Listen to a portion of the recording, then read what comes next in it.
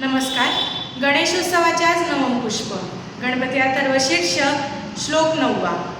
एकदन्तं चतुरहस्तं पाशमङ्कुशधारिणं रदञ्च वरदं हस्तैर्बिभ्राणं मूषकध्वजं रक्तं लम्बोदरं शूर्पकर्णकं रक्तवाससं रक्तगन्धानुलिप्ताङ्गं रक्तपुष्पैः सुपूजितं भक्तानुकम्पिनं देवं जगत्कारणमच्युतम् आविर्भूतं च सृष्ट्यादौ प्रकृते पुरुषात् परम् एवं ध्यायति यो नित्यं स योगी योगिनां वरः.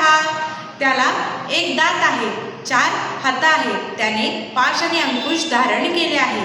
त्याच्या ध्वजावर मूषकाचे चिन्ह आहे, त्यांचे वर्ण लाल आहे, त्याचे पोट मोठे आहे, त्याचे कान सुपासारखे आहेत, त्याने लाल वस्त्र धारण केले आहे, रक्तचंदनाची उटी त्याला लावलेली आहे, त्याची पूजा लाल फुलांनी केली जाते. अविनाशी सृष्टीच्या आधी तो प्रकट झाला आहे. तो प्रकृती आणि पुरुष यांच्या पलीकडे असलेला हा सतत त्याच्या भक्तांवर निरंतर कृपा करत असतो. जो त्याचे ध्यान निरंतर नित्य करतो तो मोठा योगी घडतो. धन्यवाद. गणपती बाप्पा मोरया.